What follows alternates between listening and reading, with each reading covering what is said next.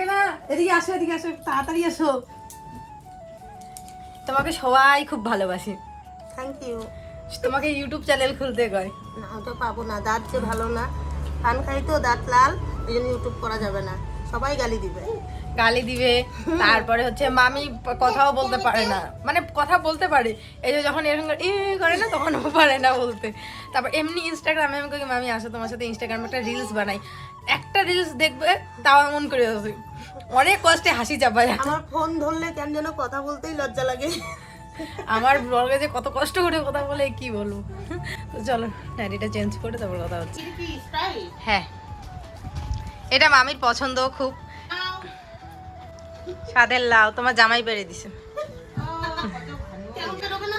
আগের বার একটা কুমড়া দিছি বাবাকে।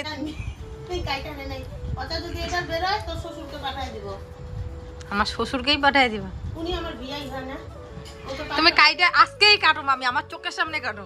কি বলো বাবা?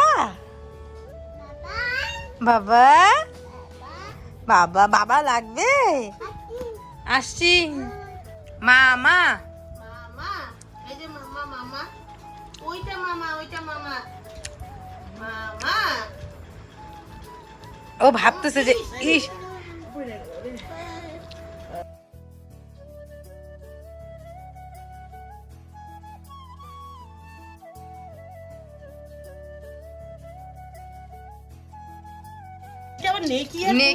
নেকি আর পুকুর। আমি রান্না করতে করতে না বিরক্ত হয়ে গেছি, কেউ যদি রান্না করে খাওয়ায় মানে পেন নাম তারে।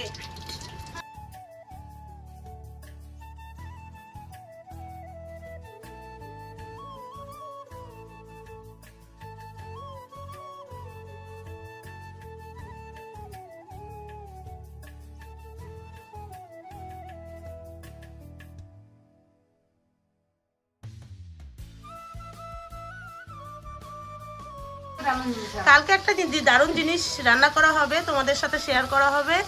আর সত্যি কথা বলতে ইউটিউবে আমার কথা বলা অভ্যাস নেই, যার জন্য আমি কথা বলতে পারি না, তোতলাচ্ছি, আই এম সরি। তোমরা একটু প্লিজ আমার ভাগ্নিকে সাপোর্ট করো, একটু কমেন্টস, মানে ভালো ভালো কমেন্টস করো, কেন ও আসলেও অভাগা, ওর পাশে দাঁড়ানোর মতো ওর স্বামী ছাড়া কেউই নেই। আমি আছি, কিন্তু কি বলবো, তোমরা হয়তো সবচেয়ে ওর সাপোর্টার বেশি। প্লিজ তোমরা সাপোর্ট করো, ওকে ভুল বোঝো না। আমি এতগুলো কথা বললাম কিন্তু একটাও শিখিয়ে দিইনি, কিভাবে যে বললো কে জানি। আর ওর ভাগ্নিকে আমি ছোটোর থেকে মানে দেখে আসছি, আমার আজকে 16 বছর হয়েছে, বিয়ে হয়েছে। আর হচ্ছে কি বলবো, ওর সব কিছুই আমি, মানে আমি আর কিছু বলার নাই।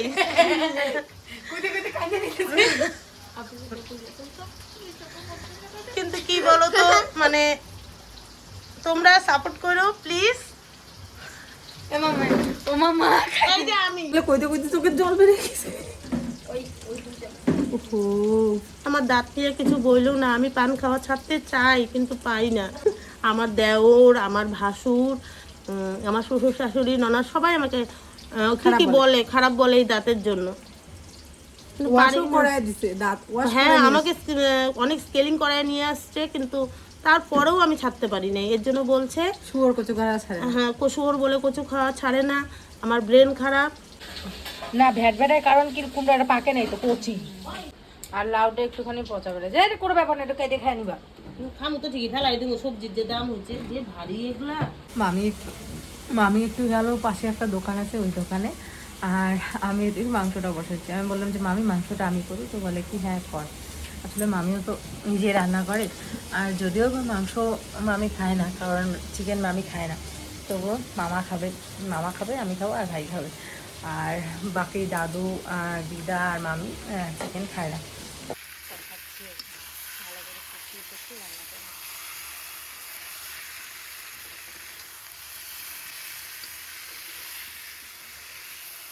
কড়াইটা খুব ধরে, আর স্ট্যান্ডও নিয়ে আসিনি, যে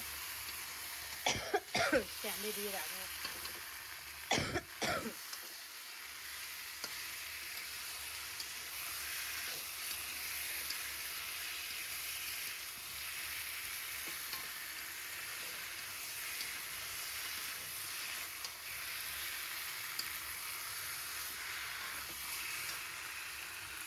এই যে বাবু এখানে ঘুমাচ্ছে, মোটামুটি অনেকক্ষণ হয়ে গেছে ঘুমিয়েছে। তারপরে আমি গিয়ে ওখানে মাংসটা রান্না করলাম।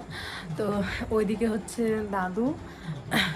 দাদু খাচ্ছে আর কি, আর মামা আর ভাই বসছে, আর আমি মামি দিদা পরে খাবো। তো বললো যে বাবুকে দুধ খাওয়াইতে, আসলে আসার পরে খাওয়া দাওয়া করছে। তো এখন এই যে দুধ দিল, সে দুধ খাওয়াবো। সবাই বাবুর খাওয়া দেখে অবাক হয়ে যায়, এতটুক খায় এই মামিও। বসা দো, আপনি ঠান্ডা হয়ে রাখেন। তো ওকে প্যাম্পাসটাও পরাই দিলাম, ঠান্ডা হোক তারপর ওকে খাওয়াবো।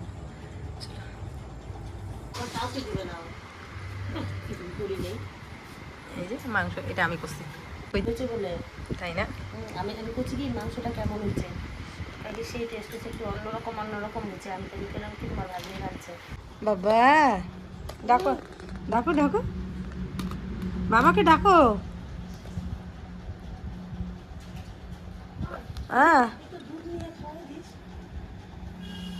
বাবাকে ডাকো, বাবা বাবা, বাবাকে ডাকো তো। মোটামুটি 6টার দিকে ঘুম থেকে উঠছি। ওরে বাবা রে, আমার ভাই কত বড়। ও মা, রাখো চো ভাই, বাহ বাজাও। এদিকে ছেলে আমার হচ্ছে ঢোল নিয়ে পুরো মহাশোকে আনন্দ করছে, খেলছে, আর একটু পরপর বাবা বাবা বাবা এরকম করে ডাকছে আর কি। তো যাই হোক, কালকে রাতটা তো বেশ মজা করলাম। এইদিকে বড় মা এসে যে ওর সাথে আর কি খেলছে। এটা হচ্ছে আমার দিদা, বড় দিদা। আর বড় দাদু অসুস্থ, প্যারালাইসিস, তো সেই জন্য আর ওনাকে আর ব্লগে দেখালাম না। তো এদিকে আর কি দেখো খেলছে। আর বড় আম্মা সকাল বলছে যে দুধ মুড়ি খা। তো আমি তো সকালবেলা কিছু খাই না, সকালবেলা চা খাই, একবারে দুপুরবেলা ভাত খাই। তো বলে যে না, খেতে হবে, কারণ কি বল, হচ্ছে আমাদের মধ্যে বলে যে পোয়াতি মানুষ, মানে বাচ্চা যেহেতু ব্রেস্ট ফিডিং করে, তো তোর খাওয়াটা বেশি প্রয়োজন। তো ওই যে জোর করে আমাকে দুধ মুড়ি দিচ্ছে, তো যার কারণে এই যে আমি খাচ্ছি। তো দুধ মুড়ি খেয়ে আবার সকালবেলা ভাতও খেতে হবে, মানে অনেক কষ্ট করে আমি পাতলা হয়েছি না, এখানে থাকলে আমি মোটা হয়ে যাব।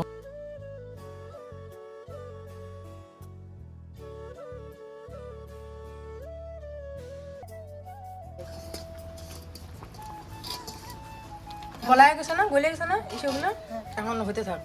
আমি আবার কি করি বলতো, যখন করি না শীতলের ছাকা, এটা কিন্তু আমি রান্না করছি। আমার মেশো ডিমান্ড করছিল এখানে যাওয়ার পরে, বান্টি আমাকে এইটা খাওয়া, এই শীতলের ছাকা মেশো খাইতে চাইছে, আর হচ্ছে আলু, তারপর হচ্ছে মূলা, এগুলো দিয়ে একটা হচ্ছে তরকারি। তোরা তো নিরামিষ তরকারিটা আমার একদিন খেতে হবে। আজকে করি, ভালো লাগে, মানে তুই রান্না করিস যখন না, দেখো যখন তখন লোভ লাগে। হ্যাঁ বেগুন আছে, সব আছে, বেগুন, তা কাটো, মিষ্টি কুমড়া আমি আনছি, আর পুঁই শাক। সব পাতা গাছ থেকে আবার গুলো কাটা হলো। কাইটো না গো আমি গাছটা, সাইডের পাতাগুলো নাও তাইলেই হবো, কাইটা তো আমি করতেছি। তো মানছি কি করবো, বাগুড়িটা ডাইকে আইনা খাটনি করাই দিয়েছে। খাও নাই যে বাগনি রাতে খাও, সবাই খাইছে। আমি তোর হাতে আগেও খাইছি, বিয়ার আগে খাইছো? বড়া খাইছি, তারপরে আর যেন কি খাইছি, কিন্তু খাইছি, খাওয়াইছি। বড়াটা যেমন বেশি খাইছি, কারণ বড়াই আমি ভালোবাসি। হুম, ওটা খাইছি, অন্য তো মুরগি টুরগি খাইও না কোনোদিনও, এর জন্য মুরগির তো কালকে রান্না করতে মাংস রান্না করতে মামা বলছে ভালো হয়েছে বলে। আমি রান্না করে এতদিনও ভালো করে দিতে পারিনি, আর ভাগ্নি একদিন রান্না করে ভালো হয়েছে মাংস। এই তো হলো ব্যাপার, নিজের পর হিংসা হিংসা। প্রত্যেকটা স্বামী তাই করে। হ্যাঁ দেখ, এতদিন ধরে রান্না করি কোনোদিনও বলে না যে ভালো হয়েছে। আর কালকে তুই রান্না করছিস, খাই দিয়েছি, মাংসটা অন্যরকম লাগছে, মাংসটা একটু ভালো হয়েছে মনে হচ্ছে, তার মানে আমি খারাপ খাওয়াই। তাই দেখলি একা হাতে রান্না করি, তো রান্না খাই, কেউ রান্না করে দিলে অমৃতই লাগে, আমার ভালো লাগে। কালকে আমি রেস্ট দিছি মাম্মিকে, কালকে রেস্ট দিছি, আজকে সব কিছু দিয়ে তরকারি কেটে দাও, আমার হাতে খাইতে যাইছে, বাইসে থাকি না থাকি খাওয়াই দিই। মামি আমার বর বলে, আমি বলে, ছেলের বউ বলে আমাকে দেখতে পাবে না, আমি বলে দুর্বৃত্তি, এর জন্য এখন থেকে বৃদ্ধাশ্রম খুঁজে রাখতেছি। আমিও চলে যাবো। মিষ্টি খাইলে না যে তুমি? আমার মামি খুব মিষ্টি ভালোবাসে, এর জন্য তো বন্ধুরা এখন বাঁচতে চলছে মোটামুটি কটা বাজে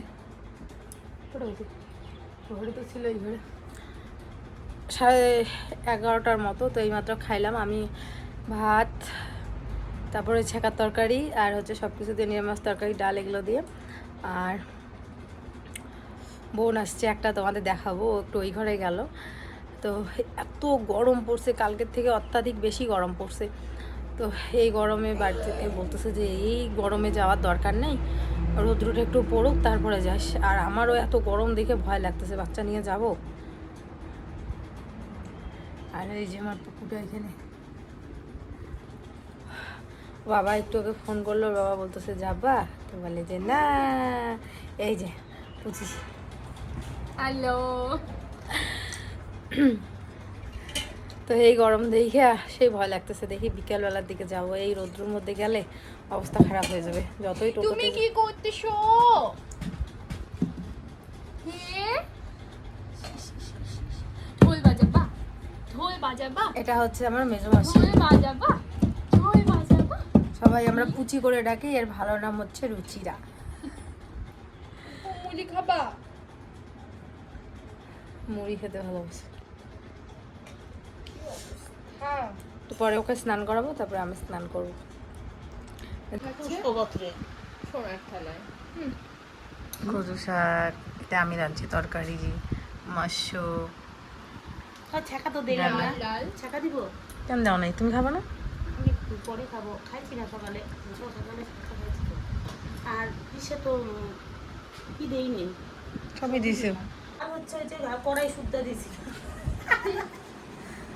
কড়াই শুদ্ধ ডাল দিছি। তা আমার ভাতের থালাটা দিন দেখলো মানুষ কত বড় চারি, খায় বেশি কিন্তু ওই চেহারা নাই। আমি মোটা হয়ে গেছি 2-3 দিনে, 62 কেজি হয়ে গেছে, বিশাল ওয়েট বাড়ছে।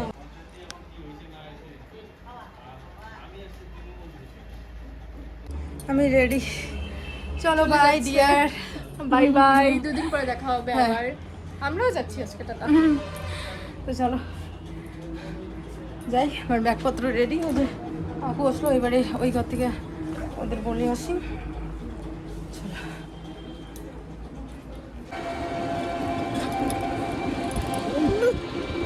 গরম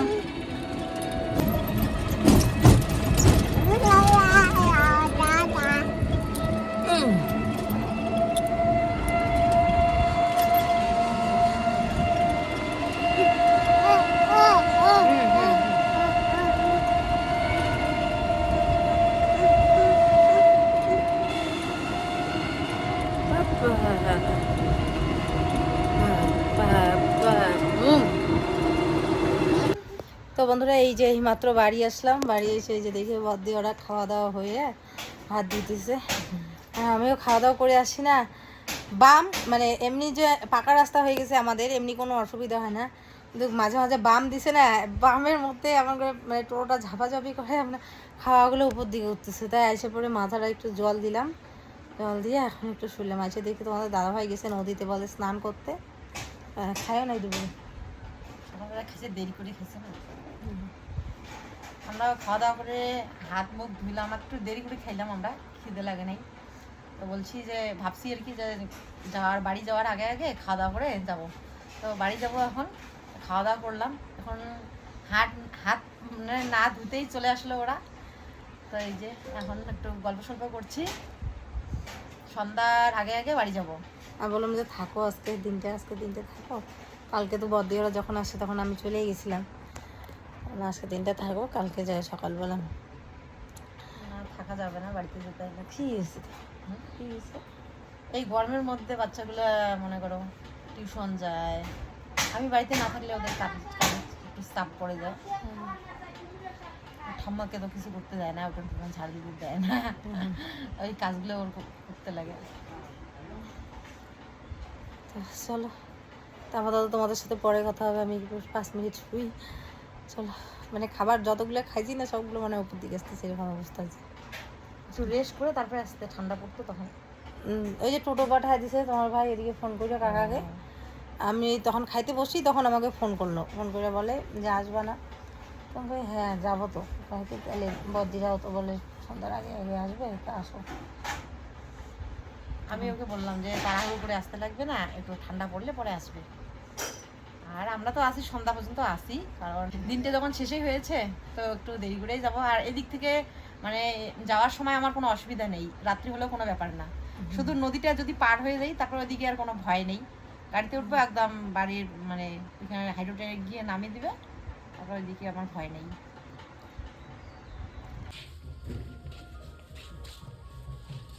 গরম তোমার বাড়ি তো গরম, আমার বাড়িতেও গরম। সেদিন ভাল লাগবে না, যান দেয়া বেড়ে গেছিল।